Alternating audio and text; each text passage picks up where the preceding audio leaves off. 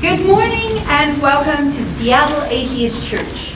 Atheists, agnostics, skeptics, whatever you like to call yourself, you are welcome here. At Seattle Atheist Church, we call ourselves an atheist church because you will never hear anything supernatural promoted from the podium. This is our creed. Seattle Atheist Church was founded on the principles of scientific naturalism and secular ethics. Truth claims are attempted here, and we stand ready to revise our thinking in light of new information.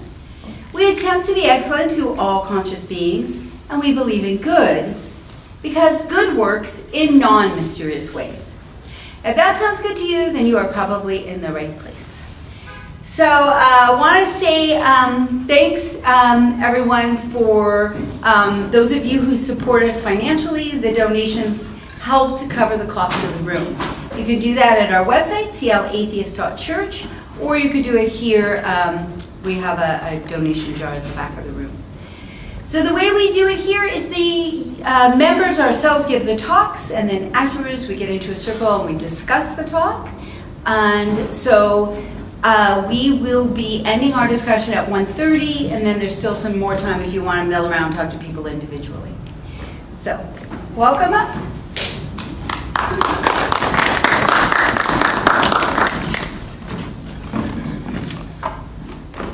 All right.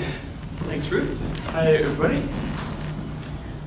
So the topic of the impact of luck on people's lives has come up recently in some of our discussions and in our talks.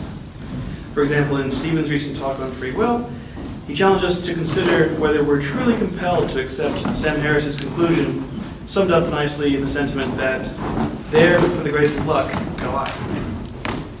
Well, today I'd like to present some further thinking on the topic that I think tips the scale in the direction of Harris's conclusion. What follows comes from an article by David Roberts that appeared on Vox.com this past August 21st, titled, "The Radical Moral Implications of Luck in Human Life." A little bit of it is written in the first person, so whenever you hear me say I, know that I'm speaking as the author, David Roberts, and not as myself. And now the text. Recently, there was a minor uproar when Kardashian scion Kylie Jenner, who was all of 21, appeared on the cover of Forbes' 60 Richest Self-Made Women issue. As many people pointed out, Jenner's success would have been impossible if she hadn't been born white, healthy, rich, and famous. She built a successful cosmetics company not just with hard work, but on a towering foundation of good luck. Around the same time, there was another minor uproar when Refinery 29 published an online diary called A Week in New York City on $25 an hour by someone whose rent and bills were paid for by her parents. It turns out that $25 an hour goes a lot further if you have no expenses. These episodes illustrate what seems to be one of the enduring themes of our age.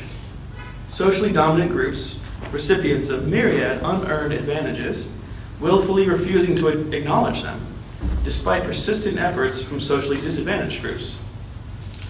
This is not a new theme, of course. It waxes and wanes with circumstance. But after a multi-decade rise in inequality, it has come roaring back to the fore. Of course, socially dominant groups have every incentive to ignore luck, and they have found a patron saint in President Trump, who once claimed, "My father gave me a very small loan in 1975, and I built it into a company that's worth many, many billions of dollars." Neither side of that claim is true.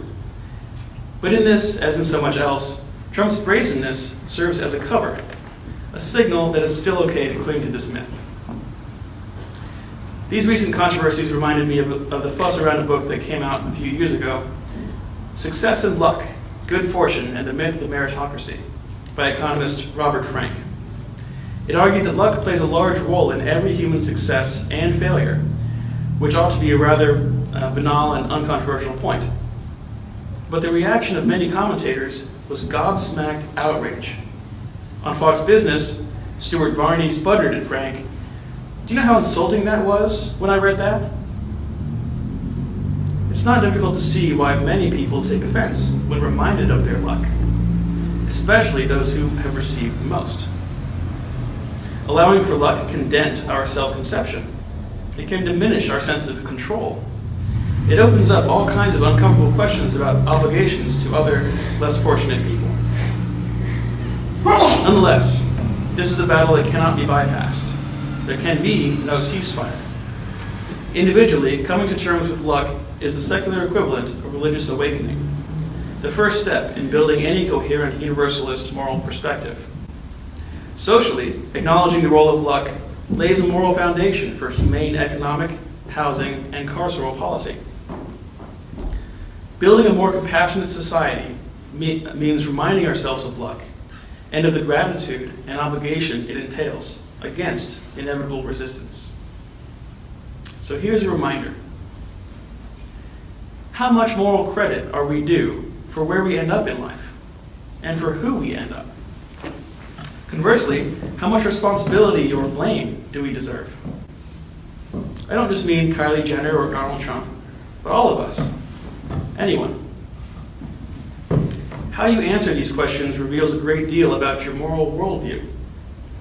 To a first approximation, the more credit or responsibility you believe we are due, the more you'll be inclined to accept default social and economic outcomes, which are often cruel and inequitable. People basically get what they deserve. The less credit or responsibility you believe we are due, the more you believe our trajectories are shaped by forces outside of control and sheer chance, the more compassionate you will be toward failure, and the more you will expect back from the fortunate. When luck is recognized, softening its harsh effects becomes the basic moral project. Understanding the role of luck begins with getting past the old nature versus nurture debate, which has always captivated the public, not so much because of the science, but because of the deeper existential questions involved. Nature has come to serve roughly as code for the stuff we're stuck with, our bodies, our genes, an arrow fate has already fired with a preset path. And nurture has become shorthand for our capacity for change, our ability to be shaped by circumstances, other people, and ourselves, to wiggle and move about within that path or even escape it. It's shorthand for our range of control over our fates. But this has always struck me as a misguided way to look at it. Both nature and nurture happen to you. Of course, it's true that you have no choice when it comes to your genes, your hair color, your basic body shape and appearance, your vulnerability to certain diseases. You're stuck with what nature gives you, and it does not distribute its blessings equitably or according to merit. But you also have no choice when it comes to the vast bulk of the nurture that matters. Child development psychologists tell us that deep and lasting shaping of neural pathways happens in the first hours, days, months, and years of life. Basic dispositions are formed that can last a lifetime. Whether you're held, spoken to, fed, made to feel safe and cared for, you have no choice in any of it, but it more or less forms your emotional skeleton. It determines how sensitive you are to threat, how open you are to new experience, your capacity to exercise empathy. Children aren't responsible for how they spend their formative years and the permanent imprint that it makes upon them, but they're stuck with it. Legally speaking, here in the US, we don't consider people autonomous moral agents responsible for their own decisions until they are 18. Obviously, different cultures have different ages and markers for adulthood or moral agenthood, but all cultures mark a transition. At some point, a child, an instinctual creature not fully responsible for their decisions, becomes an adult, capable of using higher cognitive functions to shape and moderate their behavior according to shared standards, and to be held accountable if they don't. For the purposes of this argument, it doesn't matter much where you draw the line between child and adult. What matters is that it takes place after the bulk of temperament, personality, and socioeconomic circumstance are in place. So then, here you are. You turn 18. You're no longer a child. You're an adult, a moral agent, responsible for who you are and what you do. By that time, your inheritance is enormous. You've not only been granted a genetic makeup, an ethnicity and appearance by accidents of nature and parentage. You've also had your latent genetic traits activated in a very specific way through specific upbringing in a specific environment with a specific set of experiences. Your basic mental and emotional wiring is in place. You have certain instincts, predilections, fears, and cravings. You have a certain amount of money, certain social connections and opportunities, a certain family lineage. You've had a certain amount and quality of education. You're a certain kind of person. You were not responsible for any of that stuff. You weren't yet capable of being responsible. You were just a kid, or worse, a teen. You didn't choose your genes or your experiences. Both nature and the vast bulk of the nurture that matters happened to you. And yet, when you turn 18, it's all yours, the whole inheritance, warts and all. By the time you are an autonomous, responsible moral agent, you have effectively been fired out of a cannon on a particular trajectory. You wake up, morally speaking, mid-flight. How capable are we of altering our trajectories? How much can we change ourselves? Here, a distinction made famous by psychologist Daniel Kahneman in his seminal book, Thinking Fast and Slow, is helpful. Kahneman argues that humans have two modes of thinking. System 1, which is fast, instinctual, automatic, and often unconscious. And System 2, which is slower, more deliberative, and emotionally cooler, generally traced to the prefrontal cortex. Our System 1 reactions are largely hardwired by the time we become adults. But what about System 2? We do seem to have some control over it. We can use it, to some extent, to shape, channel, or even change our System 1 reactions over time, to change ourselves. Everyone is familiar with that struggle. Indeed, the battle between Systems 1 and 2 tends to be the central drama in most human lives. When we step back and reflect, we know we need to exercise more and eat less, to be more generous and less grumpy, to manage time better and be more productive. System 2 recognizes those as the right decisions. They make sense. The numbers work out. But then the moment comes, and we're sitting on the couch, and System 1 feels very strongly that it doesn't want to put on running shoes. It wants greasy takeout food. It wants to snap at the delivery guy for being late. Where is System 2 when it's needed?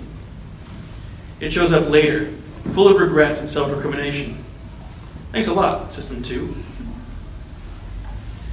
To become a better person is, at least to some degree, to consciously decide what kind of person one wants to be, what kind of life one wants to lead, and to enforce that meta decision through day-to-day smaller decisions.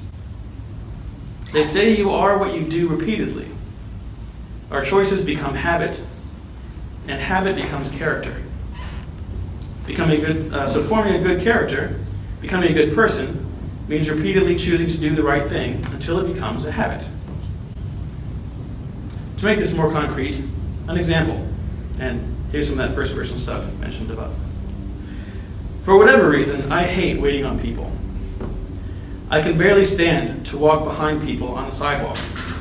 Driving behind people leaves me in a constant, low-level, seething rage. Watching the people ahead of me in line at the store bumble through their slow transactions makes me want to claw my eyes out. When I use System 2 thinking, I understand that this is an instinctual reaction of mine that's both irrational and uncharitable. Irrational because we're always waiting on each other, and there's no way to avoid it. Uncharitable because I always expect alacrity from others that I don't always display myself. I make others wait just as much or more than anyone, but I absolutely can't wait for others. To put it more bluntly, I tend to be kind of an asshole in this particular way. And I don't want to be. It makes other people tense. It makes me miserable. It serves absolutely no purpose. The only way to change it is to use System 2 thinking to override System 1, to intervene in my own anger, again and again, until a different, better reaction becomes habitual, and I become, in a literal sense, a different and better person. The same is true for being a good parent, saving money, making more friends, or any other long-term life goal. It often involves overriding our own instincts, many of which are grossly maladaptive. Do people deserve moral credit for what they do with their System 2 thinking? Perhaps that's the mechanism through which meritocracy works, through which people really do get what they deserve. If you're a go-getter, lucky for you. No, really, that's luck too. There are two reasons why System 2 thinking can't get us out of the luck trap. Both the capacity and the need for System 2 thinking are inequitably distributed. First, the capacity. Using System 2 to regulate System 1 is difficult. Exercising the kind of self-discipline necessary to override System 1 reactions with deliberative System 2 choices is effortful. It drains energy. Doing it requires certain conditions: a degree of self-possession, a degree of freedom from more basic physical needs like food and shelter, some training and habituation. Even with those advantages, it's difficult.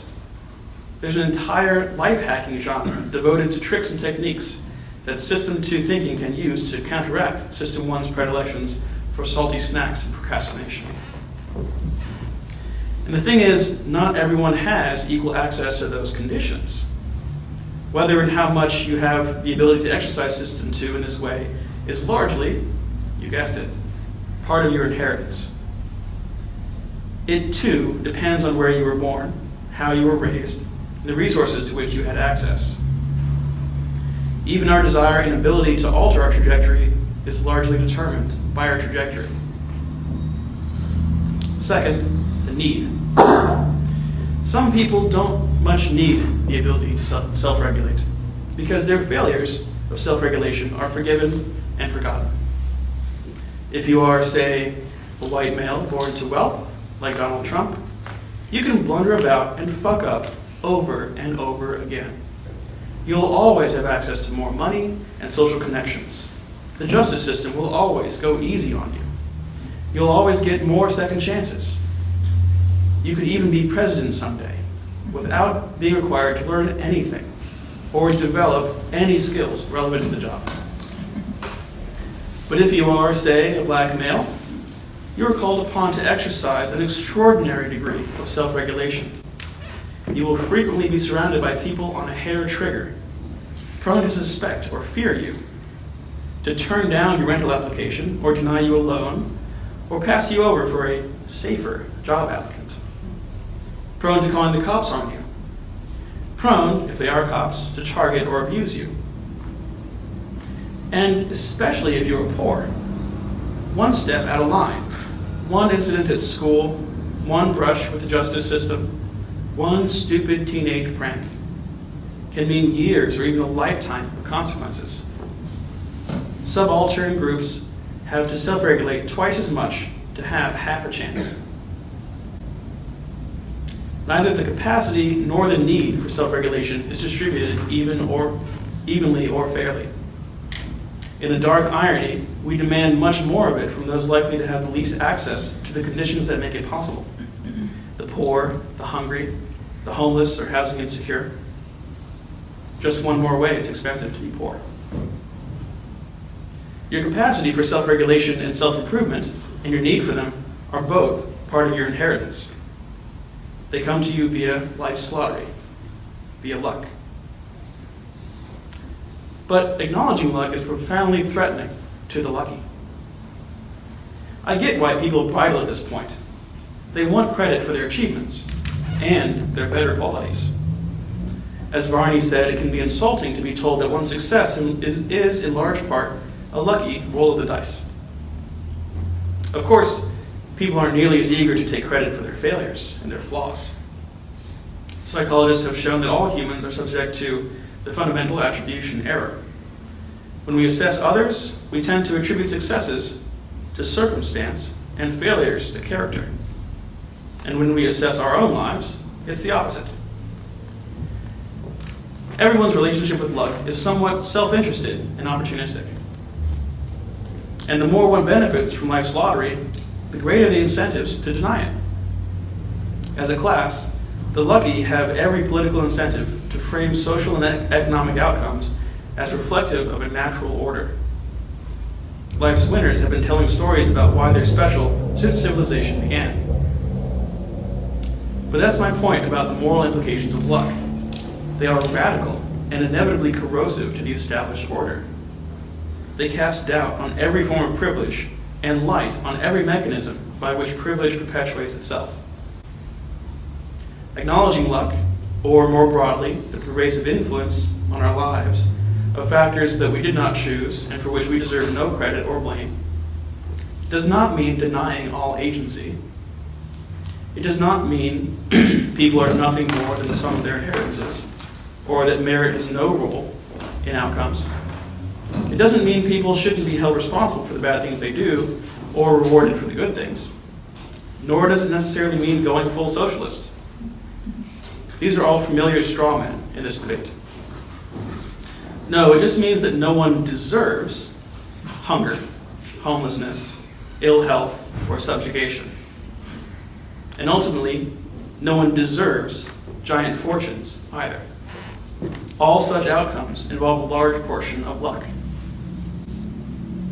The promise of great financial reward spurs risk-taking, market competition, and innovation. Markets, properly regulated, are a socially healthy form of gambling. There's no reason to try to completely equalize market outcomes. But there's also no reason to allow hunger, homelessness, ill health, or subjugation. And there's no reason we shouldn't ask everyone, especially those who have benefited the most from luck, from being born a certain place, a certain color, to certain people in a certain economic bracket, sent to certain schools, introduced to certain other people. There's no reason we shouldn't ask these folks to chip in and help those upon whom life's lottery has bestowed fewer gifts. And it's entirely possible to do both, to harness market competition while using the wealth it generates to raise up the unlucky and give them greater access to that very competition.